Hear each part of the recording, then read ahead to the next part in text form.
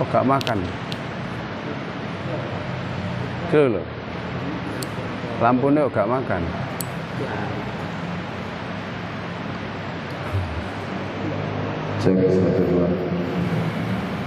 Bismillahirrahmanirrahim. Assalamualaikum warahmatullahi wabarakatuh.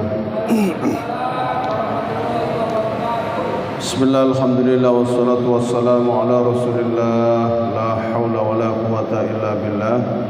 Subhanaka la ilma lana illa ma 'allamtana innaka antal alimul hakim.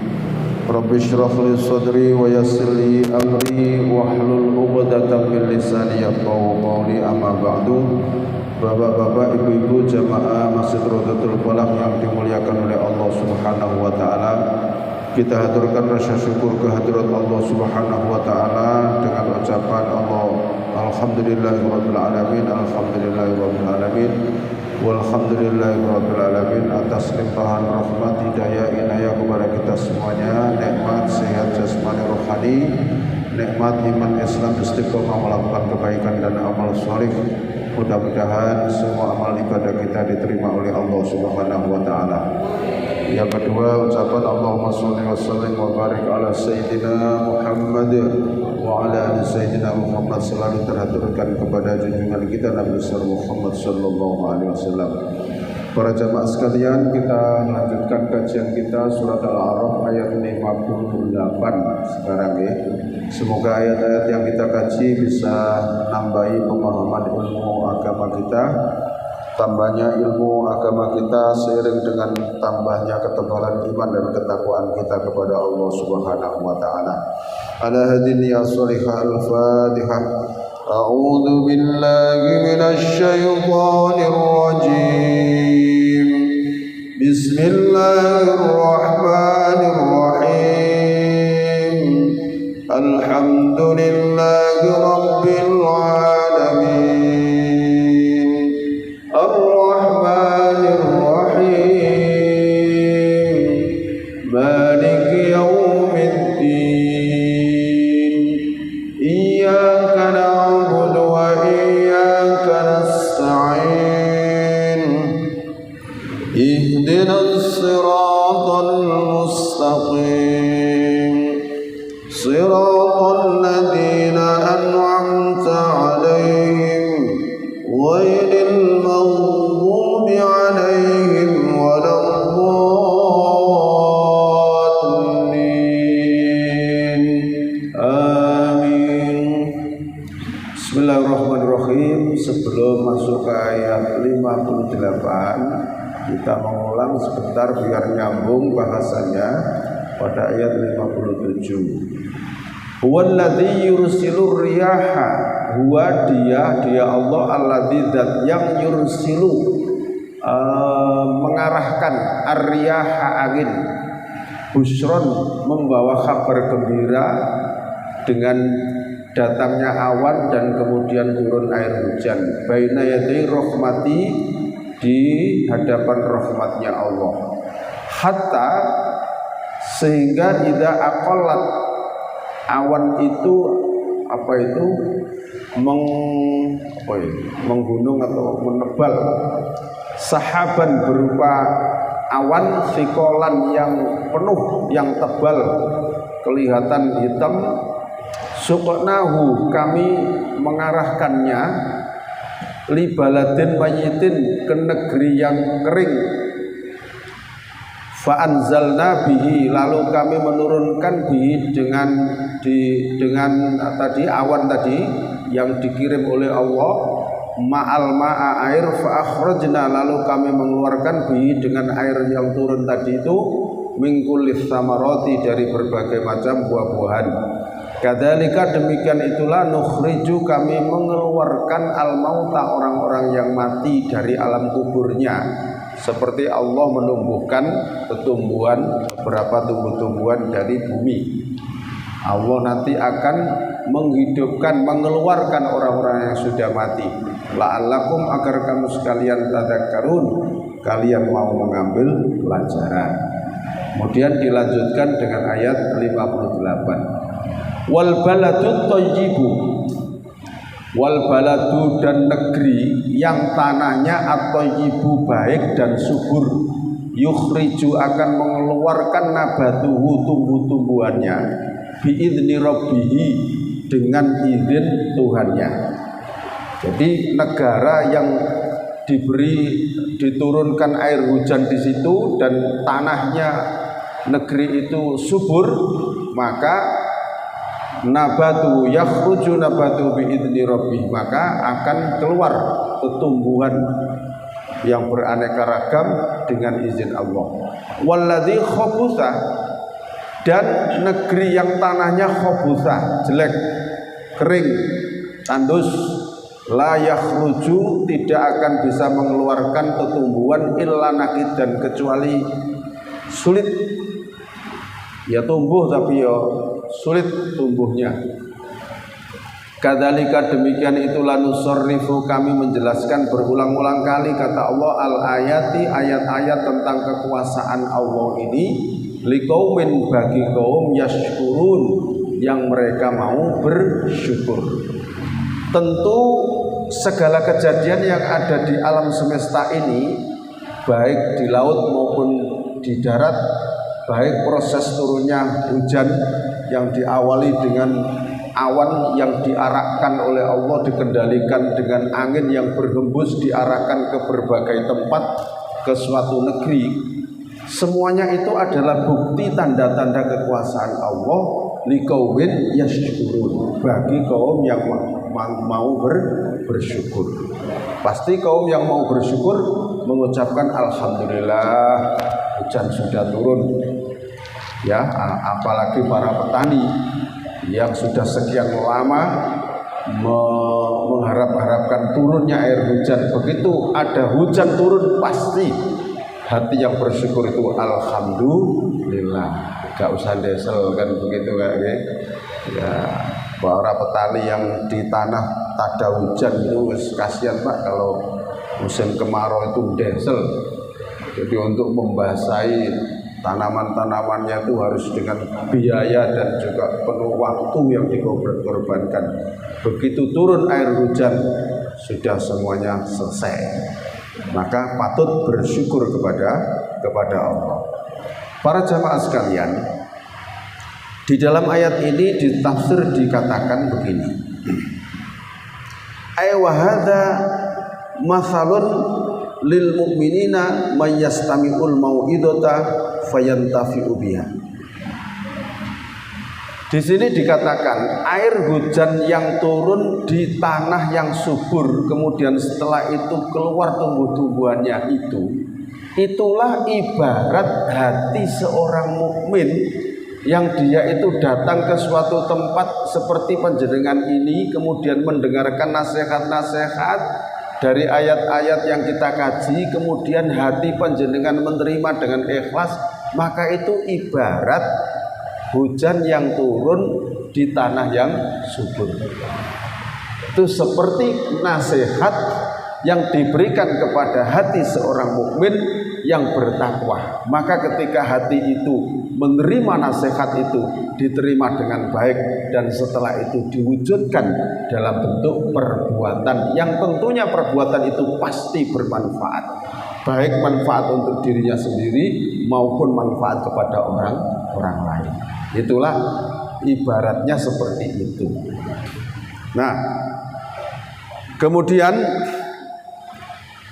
wal ardu idza kanat khabithatun kal harrati aw sabbahati la yakhruju an-nabata fiha illa bi usrin wa masyaqqatin qalilin. Adapun air hujan yang turun ke bumi yang kering tadi itu, dia tidak bisa bagus tumbuhannya kecuali sulit. Ibarat nasihat yang Allah berikan, yang diberikan kepada hati yang kurang beriman dan kurang bertakwa, pasti dia sulit menerima itu. Ya seperti hujan yang turun di tanah yang tandus itu, terus hujan berkali-kali ya tumbuh di sana, memang tanahnya gersang. Sama juga hati itu yang sudah dinasihati berkali-kali tapi masih seperti itu, berarti koyok tanah kering mau. Kan begitu ya. Nasihatnya gak cukup pisan pindu berkali-kali. Tapi hati yang bertakwa itu satu kali nasihat kadang-kadang dia sudah cukup untuk menerima. Nah, gitu ya. Nah, kemudian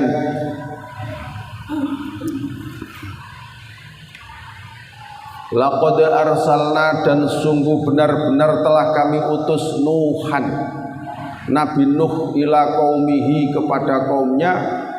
Faqala, maka berkata Nabi Nuh, ya qaumi, wahai kaumku, ubudullaha, sembahlah kalian kepada Allah, malakum, tidak patut bagi kalian mempunyai min ilahin, mempunyai Tuhan, ghairuhu, selain Allah.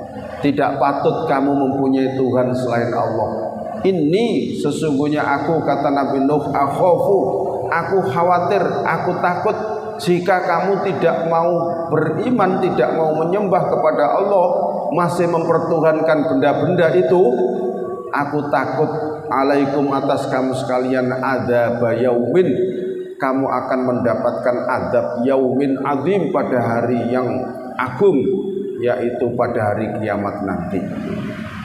Pada hari kiamat Nabi Nuh diutus oleh Allah untuk mendakwai kaumnya. Kemudian balasane ajakane Nabi Nuh, qala, berkata al malau, para pemuka-pemuka, para pembesar-pembesar kampungnya, min qaumihi, dari kaumnya Nabi Nuh, inna, sesungguhnya kami Nuh, lanaroka, kami melihat kamu Nuh, fi dholalin mubin, dalam kesesatan yang nyata. Wah, sing bener ya awak dhewe Nuh. Saya dhisik wis ngene iki. Awakmu jelas teko ngandani ngajak menyembah kepada Allah, meninggalkan berhala-berhala, itu berarti kamu ini yang berada dalam kesesatan yang nyata. Dijawab sama Nabi Nuh, qala, Nuh berkata, ya qaumi, wahai kaumku, laisa, tidak ada bagiku dolalatun, kesesatan. Aku ini tidak sesat. Walakinni, dan akan tetapi aku rasulun, seorang rasul. Aku ini seorang rasul mir rabbil alamin, dari Tuhan semesta alam ini. Uballighukum, aku menyampaikan kepada kamu sekalian, wahai kaumku, risalati rabbi, risalah Tuhanku, amanat-amanat dari Tuhanku. Wa ansahu, dan aku memberikan nasihat, lakum, bagi kamu sekalian, wa a'lamu, dan aku mengetahui minallahi, dari Allah. Aku lebih mengetahui dari Allah, ma la ta'lamun, sesuatu yang tidak kamu ketahui. Ini dakwah Nabi Nuh kepada kaumnya. Kemudian awa ajibtum, apakah kalian heran, anja'akum, bahwa telah datang kepada kamu sekalian, dzikrun, peringatan, mir rabbikum, dari Tuhan kalian, ala rajulin, atas seorang laki-laki, yaitu Nabi Nuh sendiri, minkum, dari kamu sekalian, liyundhira, agar memberikan peringatan kepada kamu sekalian, walitattaqu, dan agar kalian bertakwa, wala'allakum, dan agar kamu sekalian turhamun, kalian dirahmati. Kemudian dakwanya Nabi Nuh dengan berbagai macam argumentasi, fakadzabuhu, lalu mereka mendustakannya. Fa anjainahu, lalu kami menyelamatkannya, Nuh, walladzina, dan orang-orang yang ma'ahu, bersamanya, fil fulki, dalam perahu atau dalam kapal. Wa aghraqna, dan kami tenggelamkan, alladzina, orang-orang yang kadzabu, mereka mendustakan, bi ayatina, dengan ayat-ayat kami, innahum, sesungguhnya mereka, kanu, adalah mereka, kaum amin, yang buta mata hatinya. Para jamaah sekalian, Nabi Nuh ini termasuk nabi yang usianya juga panjang, masa dakwanya juga panjang.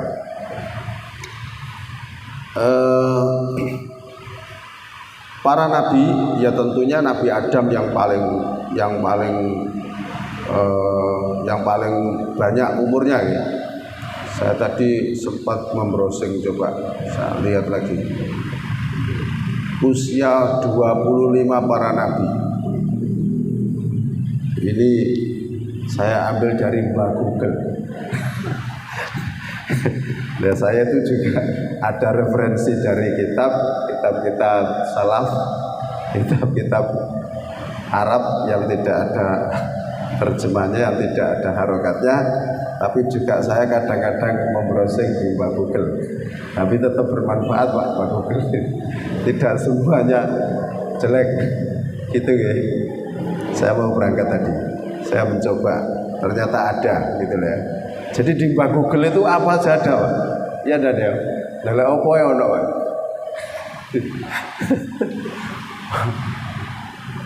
Umurnya Nabi Adam itu 1000 tahun Pak. Kalau Nabi Idris, Adam Idris 865 tahun. Umurnya Nabi dulu Pak. Kemudian generasi ketiga Nabi Nuh umurnya 950 tahun. Itu jelas disebutkan di Al-Quran kalau Nabi Nuh itu ya. Jadi sitina waktu itu alfasanatin illa khomsina aman. Itu 950 tahun. Kemudian setelah itu Nabi Hud itu 472 tahun. Itu Nabi dulu ya ratusan kabeh. Tapi di antara nabi-nabi yang umurnya relatif jauh itu juga ada yang pendek Pak. Ini Nabi Soleh itu ternyata 70 tahun. Nabi Soleh kan. Kemudian Nabi Ibrahim apa itu panjang lagi 175 tahun. Nabi Ibrahim. Nabi Lot 80 tahun. Nabi Ismail 137 tahun. Nabi Ishak 180 tahun. Nabi Yakub 147 tahun. Nabi Yusuf 110 tahun. Nabi Ayub 120 tahun, Nabi Syuaib 110 tahun, Nabi Musa 120 tahun, Nabi Harun 122 tahun, terpaut 2 tahun dengan kakaknya Nabi Harun. Betul ya. Kalau Nabi Musa 120, Nabi Harun 122 tahun. Nabi Zulkifli, nah itu setelah ratusan, kemudian setelah itu pendek 75 tahun Zulkifli, generasi sesudah Nabi Harun, periode Nabi Musa. Kemudian Nabi Daud 100 tahun, Nabi Sulaiman 66 tahun, Nabi Ilyas 60 tahun, Nabi Ilyasa 90 tahun, Nabi Yunus 70 tahun, Nabi Zakaria ini panjang lagi Pak. Nabi Zakaria 122 tahun. Nabi Yahya anaknya Nabi Zakaria cuma 32 tahun. Karena di masa muda sudah dibunuh Pak. Jadi Nabi yang dibunuh oleh Bani Israel itu Nabi Yahya Zakaria. Bapak anaknya dibunuh oleh orang-orang Bani Israel. Jadi orang Bani Israel itu gak terima orang biasa Pak. Nabi loh dipateni Pak. Makanya Bani Israel sekarang biadab itu ya seperti itu. Jangankan orang biasa, Nabi ini loh dibabat. Itu Bani Israel, Nabi Yahya Zakaria. Jadi Nabi Yahya seusia remaja 32 tahun dibunuh.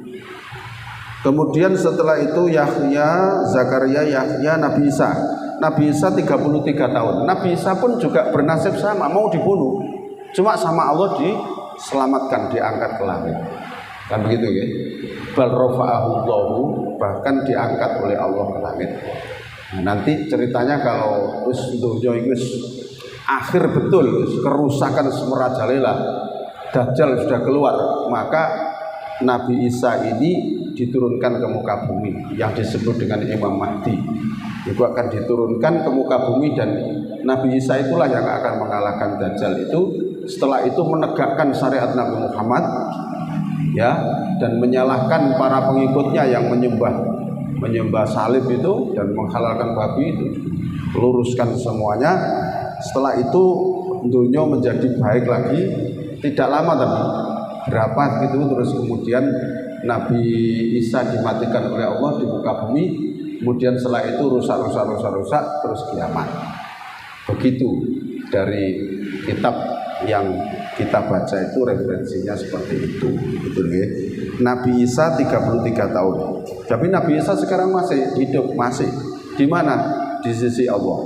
Kita tidak tahu. Itu sudah bukan wilayah kita. Kita nggak akan mampu mengkajinya. Kemudian Nabi yang terakhir Nabi Muhammad 63 tahun. Nah itulah usia para nabi. Lah kembali kepada Nabi Nuh. Nabi Nuh ini usianya kan 950 tahun. Berarti masa dakwanya kira-kira 900 tahun. Ya kan begitu kan? Kan rata-rata nabi diangkat menjadi nabi dan rasul itu umur 40 kan. Berarti ya sekitar segituan lah. Masa dakwai umure 950 tahun, masa dakwai ya 900 tahunan lah. 900 tahun mendakwai kaumnya cuma oleh wong 80 coba. Berarti itu rata-rata 10 tahun itu oleh wong situ, Pak. Dakwah 10 tahun oleh wong situ. Awak dhewe kira-kira sabar apa gak ini? Oke ini kadang-kadang nuturi pisan pindho gak kena ya wis sak karepmu. Lho Nabi Yunus ini kewandani terus Pak sampai 10 tahun. Iku oleh wong situ. Terus dilanjutkan terus tiap hari berdakwah, wis didustakan, digila-gilakan, tapi tetap berdakwah, dapat perintah dari Allah, terus itu, ya, terus itu, oleh pengikut lagi, oleh wong pulung dil, sehingga pada puncak kejengkelan Nabi Nuh, ndonga nang ngone Allah, ya Allah. Jangan kau sisahkan satupun kaumku yang kafir di muka bumi ini. Terus maumu ya apa? Sapu bersih saja ya Allah. Saya sudah sekian lama berdakwah ini, tapi cuma sekian itu yang beriman mengikuti ajakanku untuk menyembah padamu. Baik Nuh, kalau usulanmu begitu aku terima. Tapi terlebih dahulu kamu buat perahu. Begitu Pak. Membuat perahu. Terus bahannya dari apa ya Allah? Ya tentu dari kayu lah. Terus gimana caranya? Tanam dulu. Begitu Pak. Jadi Nabi Nuh nanam dulu Pak. Kayu jati. Terus gawe kayu jati ya. Biasa kan begitu. Jadi nanam dulu, tapi ya karena ini mukjizat, ya tumbuh kembangnya juga cepat gitu loh. Jangan bayangkan kayak jenengan nandur sowe. Nah, itu karena Allah yang nyuruh ya, pokoknya mengikuti Allah saja. Nah, membuat kapal pun juga mengikuti petunjuk dari Allah. Maka ketika sudah proses apa itu dimulai membuat perahu itu, maka semakin apa itu cercaan, hinaan, pendustaan dari kaumnya itu luar biasa. Ya, jadi Nuh itu semakin gila sekarang di tengah padang pasir yang seperti ini malah buat perahu. Mau diapungkan kemana itu? Oh tambah nemen stres dan lain sebagainya. Tapi kan gak tahu, wong ini skenarionya Allah. Nabi Nuh kan cuma menjalankan perintah saja. Dikon gaya perahu, begitu aja. Sudah dimulai Pak. Itu kalau di tafsir Ibnu Katsir dijelaskan panjang lebar. Kemudian perahu sudah jadi Pak. Yes, pokoknya tinggal penyempurnaan. Sama kaumnya itu Pak, malah dijadikan WC Pak. Jadi orang kampung di situ kalau ngengek ya dokune perahunya Nabi Nuh gitu Pak. Gak nemen ta. Nemen Pak. Ya Allah. Nah, terus ya singkat ceritanya, akhirnya ya penuh kotorane wong sak kampung kono kabeh. Provokasi, ayo kalau berak terus itu aja sudah. Nah, terus ya biidznillah lagi Pak, biidznillah lagi. Itu ya ceritanya macam-macam ini, ceritanya sumbernya. Tapi yang jelas Ya begitu adanya.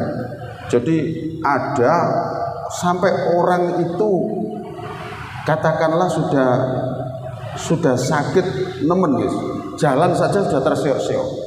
Itu juga sempat ngengek di situ, Pak. Ngengek di situ. Nah, kemudian setelah ngengek di situ itu kemudian kaget apa gitu. Kemudian dia itu ya jatuh di situ.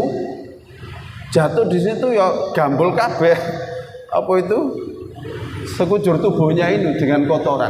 Setelah kena kotoran, dia itu malah sehat, Pak. Sehat sakitnya, stroke-nya itu hilang. Sehingga jalan ke rumahnya itu gak terseok-seok lagi. Nah, kemudian ditanya sama teman, "Loh, sampean saiki kok malah sehat lho? Sumbo ceritane ngene. Barang aku kena kotoran kok ngene, praune Nabi Nuh iso sehat, penyakitku hilang kabeh." Nah, akhirnya terus orang-orang yang sakit itu akhirnya terus asalnya mitos terus jadi sungguhan. Terus pokoknya kepengen waras juku ondok kono titik. Seperti itu, Pak. Ono wong loro bertahun-tahun wis krungu wong iki mau. Wis juku ondok kono titik wis bontok toiletno sebelah dine. Yo angger mari toiletno itu waras gitu loh, Pak. Sehingga akhirnya perahu yang penuh dengan kotoran itu bersih lagi, Pak. Nabi Nuh gak kangelan bersih. Jadi diduliti wong-wong itu mau, Pak. Bahkan sudah gak kumanan itu digosok-gosok no. Akhirnya malah bersih, Pak. Ya, Nabi Nuh karena bilasi karo banyu titik-titik unae. Nah ini loh, ini Allah yang membalas ini, Pak. Ya, karena dia berbuat makar kepada Nabi Nuh atas perintah Allah, Allah membalas perbuatan makar itu kembali kepada dirinya sendiri. Wis perahu wis bersih dari kotoran, wis diglontor karo banyu. Nah, tidak lama apa itu banjir bandang mulai datang, hujan berhari-hari tidak reda, terus air bah yang turun dari bumi juga terus koyok Sidoarjo gitu loh, Pak. Lumpur yang meluap terus dari tanah ini enggak leren-leren, terus air dari atas juga berhari-hari hujan, banjir mulai. Karena sudah mulai, Nabi Nuh disuruh oleh Allah, "Nuh, kamu angkut semua kaummu yang beriman dan juga hewan-hewan di kanan kirimu. Kamu angkut semuanya. Ya, biar kamu dan para pengikutmu termasuk hewan-hewan yang ada di sekitarmu aku selamatkan." Begitu, Pak. Nah, setelah terus banjir bertambah terus sudah naik semuanya, sekelompok binatang dan juga orang-orang yang mengikuti dakwanya Nabi Nuh. Maka banjir semakin tinggi itu terus anaknya sendiri yang bernama Kan'an tidak mau karena begitu dilihat di dalam kapal anaknya kok tidak ada. Mana Kan'an? Enggak tahu loh. Mana Kan'an? Enggak tahu loh. Semuanya bilang enggak tahu. Ternyata Kan'an itu naik ke sebuah gunung. Ya. Naik ke sebuah gunung sehingga dipanggil-panggil Nabi Nuh. "Ya bunayyarkam ma'ana." Wahai anakku, ayo nak naik kapal. Hari ini Allah telah murka, tidak ada orang yang selamat dari azab ini. Anaknya Nabi Nuh memilih, "Enggak ayah, saya akan naik gunung saja. Gunung lebih tinggi daripada air." Karena airnya tambah munggah. Akhirnya Kan'an pun tidak terselamatkan, banjir bandang terjadi. Ya, dan tidak ada banjir bandang di muka bumi ini yang mengalahkan dahsyatnya banjir bandangnya Nabi Nuh. Jadi tanah Arab Saudi itu juga dulu menghijau seperti Indonesia begini, Pak. Gara-gara banjir bandangnya Nabi Nuh. Ada yang mengatakan dalam kitab itu banjir bandangnya Nabi Nuh itu 10 hari, Pak. Itu gak leren-leren dan air itu gak mandek, Pak, jalan begitu. Ya, jalan terus air itu. Sehingga tanah Arab Saudi yang asalnya menghijau dengan pepohonannya itu hancur semuanya, hangus, terkikis semuanya oleh banjir bandangnya Nabi Nuh. Sekarang tinggal batu padasnya, gitu Pak. Sehingga tinggal batu padasnya tanah Arab itu ya wis pegunungan, pasir, pegunungan, pasir, pegunungan, pasir. Selama perjalanan dari Madinah ke Mekah itu kanan kirinya yang melewati gunung, gak ono wiwitan belas, gunung pada pasir, gunung pasir, gunung pasir, terus gitu aja. Batu padas terus itu kok pemandangan ini. Karena terkikis oleh dahsyatnya banjir bandang Nabi Nuh, gitu Pak. Nah, apa itu? Nanti kalau Arab Saudi itu sudah kembali menghijau lagi, tanda hari kiamat sudah sangat dekat. Nah, itu pasti kembali lagi. Soalnya ayat-ayat di dalam Al-Quran itu jannatin tajri min tahtihal anhar, pasti begitu. Surga yang di bawahnya mengalir sungai-sungai. Jadi mesti ayatnya kan begitu kan, jannatin tajri min tahtihal anhar. Pasti ada jannah itu, pasti di belakangnya tajri min tahtihal anhar yang mengalir di bawahnya sungai-sungai. Nah, saya dulu ketika awal-awal mempelajari tafsir itu ayat Al-Quran itu, kok pasti surga itu di bawahnya mengalir air sungai-sungai, berarti kan subur kan. Sementara Arab itu tandus kayak gitu kok digambarkan di sini kok mengalir sungai-sungai. Kalau sungai ini belas padahal itu ya apa maksudnya? Ya ternyata dulu ada gitu loh maksudnya itu. Dulu itu ada menghijau seperti Indonesia, seperti Pacet ngono, seperti Malang. Ya karena banjir bandang tadi gitu loh maksudnya. Jangankan pepohonan di sekitarnya Pak, Ka'bah itu loh, Hajar Aswad itu kentir Pak. Kentir berubah dari posisinya. Jadi waktu Ka'bah, Hajar Aswad, batu hitam itu sebelumnya kita lihat seperti sekarang itu ya, dulu juga batu gitu aja, terletak di tanah wis gitu saja. Itu sampai kentir Pak. Maka kemudian ketika zaman Nabi Ibrahim, Nabi Ismail diperintahkan oleh Allah untuk membangun Ka'bah itu. Wa id yarfa'u Ibrahimul qawa'ida minal baiti wa Ismailu Rabbana taqabbal minna innaka antas samiul alim.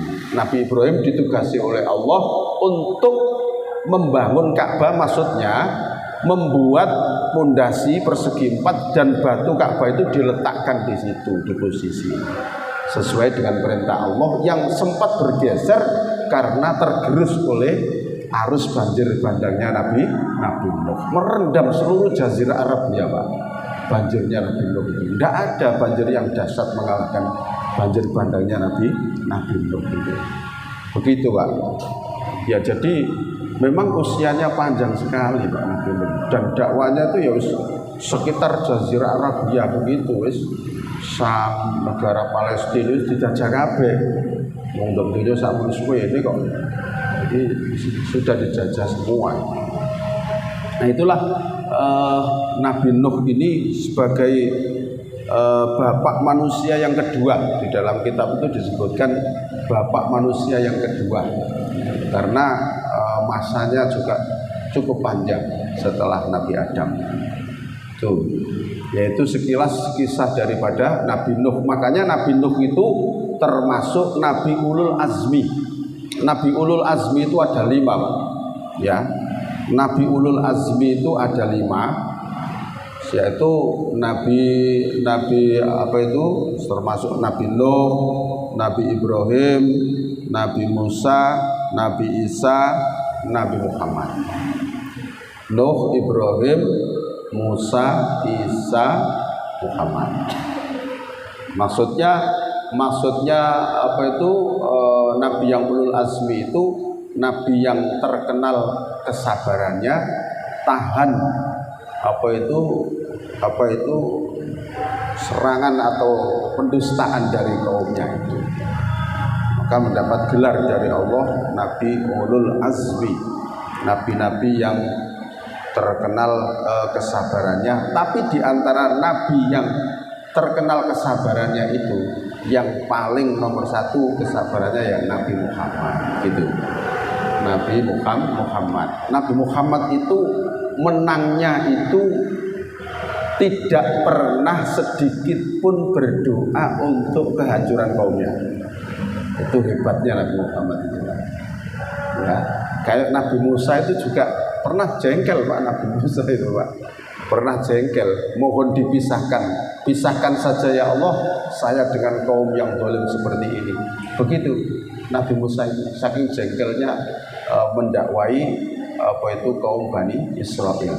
Jadi rata-rata Nabi itu pernah keluar tidak sabarnya gitu loh, sehingga matur kepada Allah. Itu rata-rata ya, seperti Nabi Nuh baramulo matur kepada Allah, sikat saja ya Allah, jangan sisahkan satupun orang kafir di muka bumi ini. Begitu. Nabi Musa juga pernah. Terus Nabi Muhammad ini tidak pernah sama sekali. Bahkan saat Nabi Muhammad itu hijrah ke tanah Taif sebelum hijrah ke Madinah, ya, ke tanah Taif, karena didengar Taif itu sudah ada peradaban di sana, sudah ada masyarakat yang bagus lah.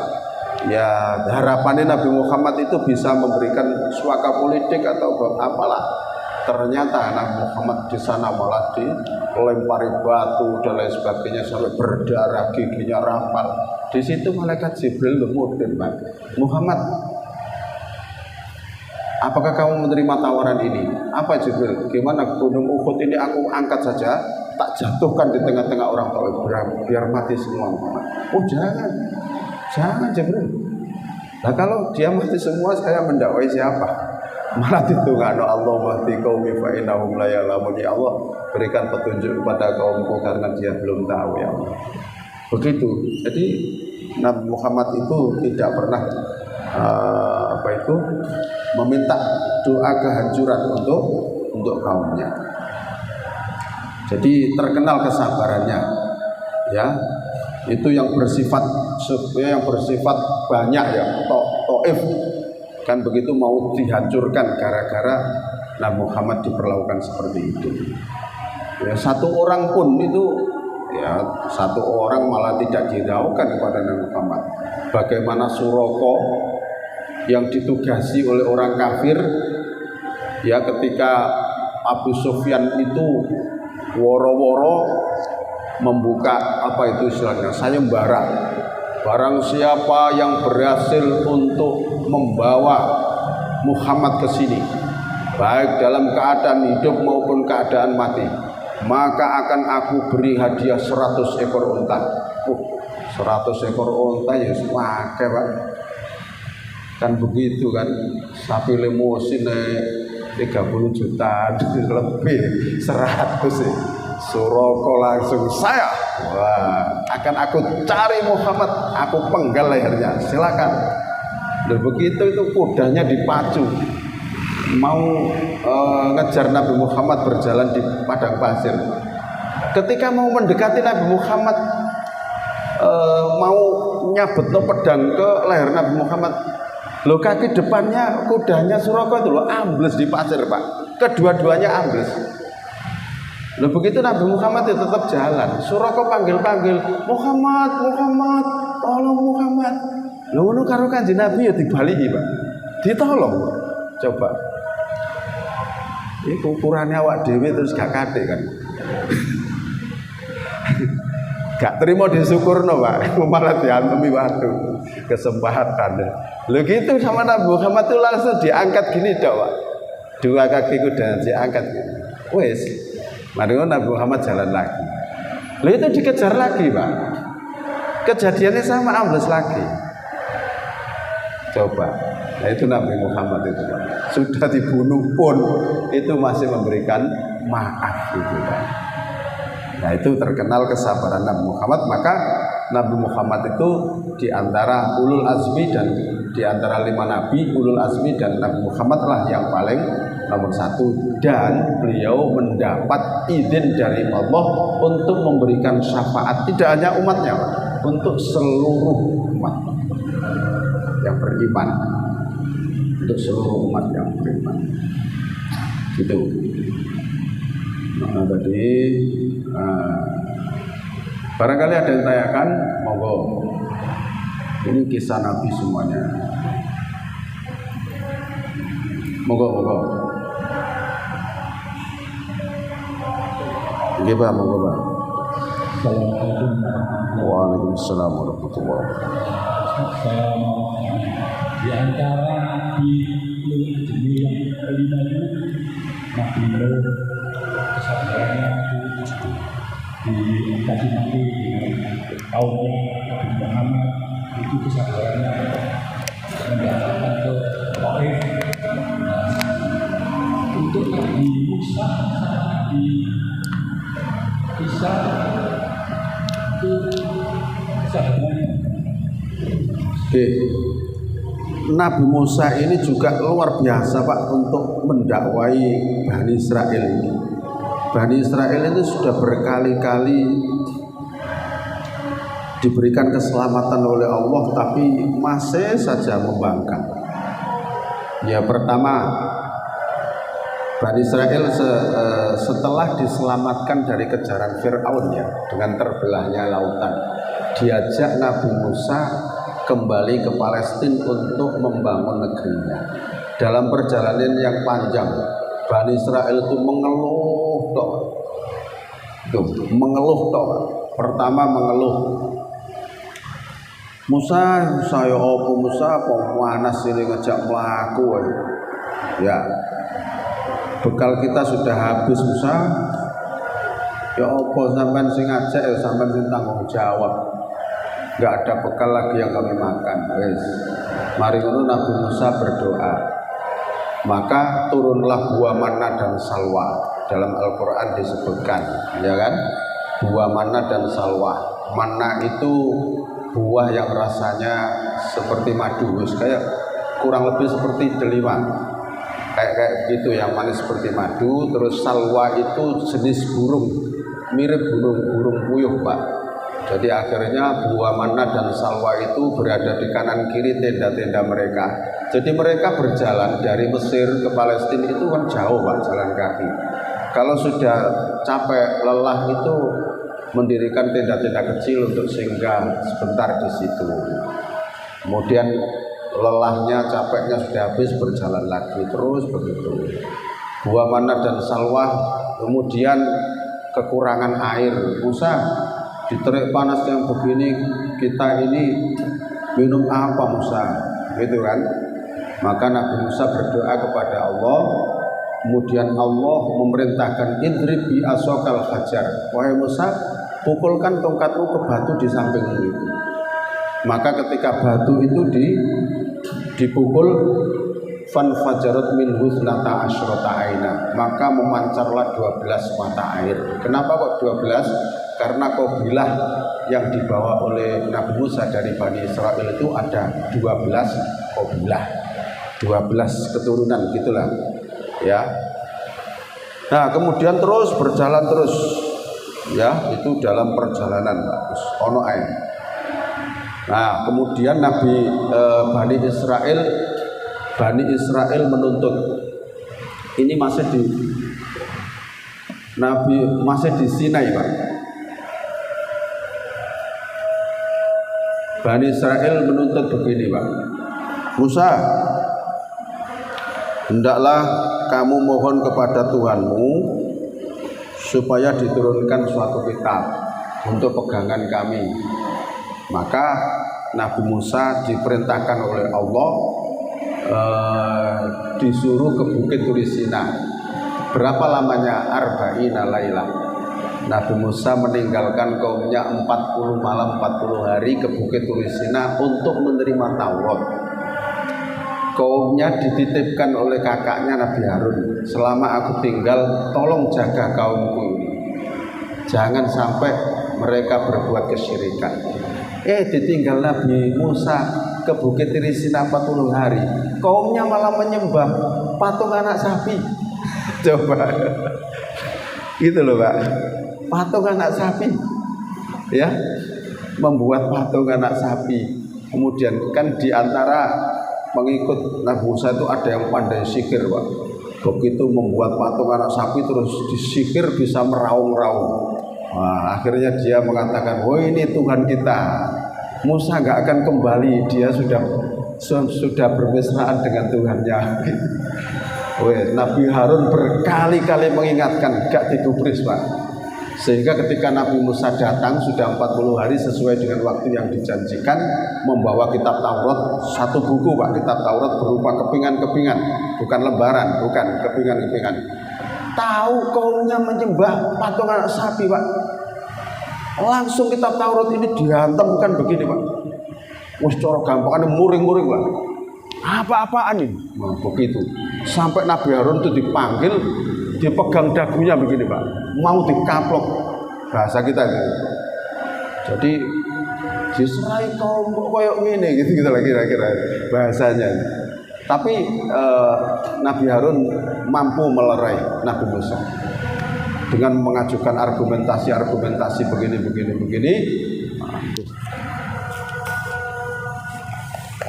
Bantu ya.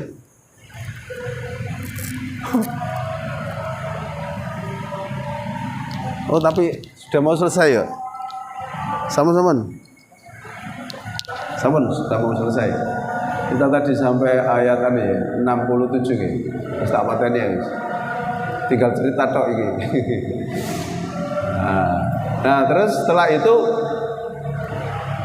itu argumentasi terus kamu sendiri kan yang mengusulkan bahwa untuk kitab Taurat. Ini kitab Taurat dari Allah. Wah, begitu, Pak. Lho ngono iku lho, Pak. Bani Israil gini, Pak. Musa, kami kan enggak tahu apa itu bagaimana Tuhanmu menurunkan kitab Taurat. Kami enggak bisa percaya begitu saja, Musa. Lalu terus kamu ya apa? Kami ingin melihat langsung Tuhanmu itu menyerahkan kitab Taurat ini kepadamu seperti apa. Kepengen melihat, kepengen tahu gitu. Suarane Allah itu piye oleh nyerang kita. Lho ngene iku Nabi Musa dikandani Allah. Wis Musa kene ae. Kaummu nek kepengen bukti, pilihin 70 orang dari pilihan Bani Israel, ajakan kembali ke Bukit Turisina.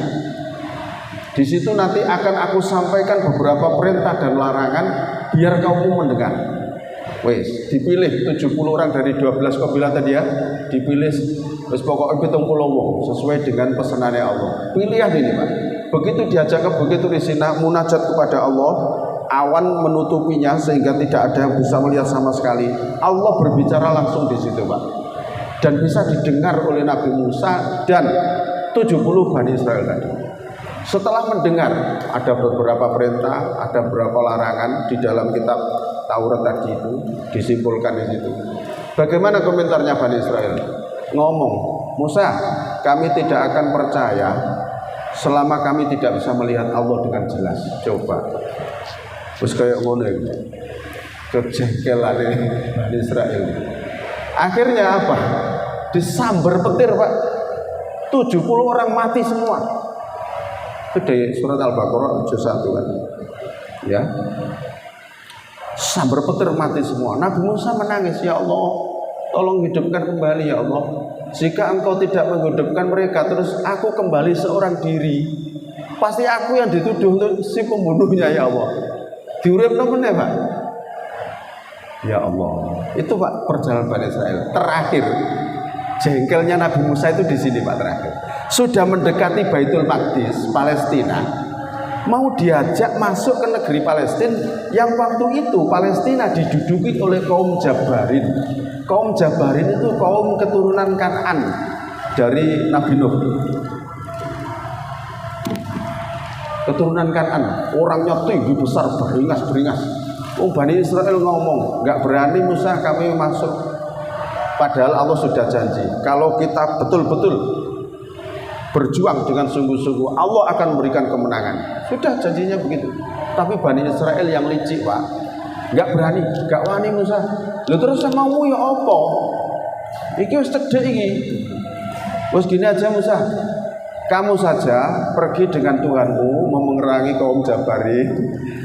Kalau mereka sudah keluar semua dari negeri situ, nah terus gini, kami menunggu duduk-duduk di sini dengan teman-teman.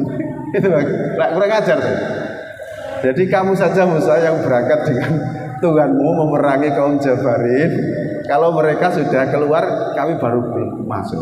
Di situ Nabi Musa, sudah ya Allah, pisahkan saja saya dengan kaum yang zalim seperti ini. Saya tidak bisa menguasai mereka, saya hanya bisa menguasai diriku dan saudaraku saja. Itu Pak. Jadi akhirnya mereka dijarno berkeliaran di padang teh itu sampai 40 tahun. Sehingga Nabi Musa sendiri pun dalam satu riwayat itu meninggal di situ juga karena usianya sudah tua. Itu Pak, perjalanan dari Nabi Musa panjang Pak. Itu Pak. Itu. Ya sampai seperti itu. Perjalanannya panjang sehingga sampai jengkel gitu. Ya gitu. Itu para nabi Pak. Para Nabi Isa nggak cukup waktu ini. Gitu ya. Ya jadi itulah para nabi ini dalam mendakwakan agama Allah itu tidak gampang, tidak mulus Pak. Kalau kulon jenengan merjuangkan agama Islam di masjid seperti ini terus ono omongan sing gak enak, wes biarkan aja. Kan gitu nggih. Omongan titik mutung, omongan titik mutung ya, gak sida berjuang. Nabi-nabi terdahulu itu lebih dari itu Pak. Didustakan, difitnah, bahkan dibunuh Pak. Gak wis-wisan lah. Awak dhewe dirasani ngono. Wis sego jangan ae wis iku. Dianggap baik wis kerikil-kerikil kecil untuk merintangi perjalanan dakwah. Gitu nggih. Jadi mudah-mudahan beberapa kisah Nabi yang kami paparkan bisa menjadi tambahan pemahaman kita semuanya, okay? Sehingga kita dalam memperjuangkan agama Allah itu lebih kuat lagi dan lebih sejahtera. Kurang lebihnya mohon maaf. Subhanallah wa bihamdihi, asyhadu an la ilaha illa anta, astaghfiruka wa atubu ilaik. Assalamualaikum warahmatullahi wabarakatuh.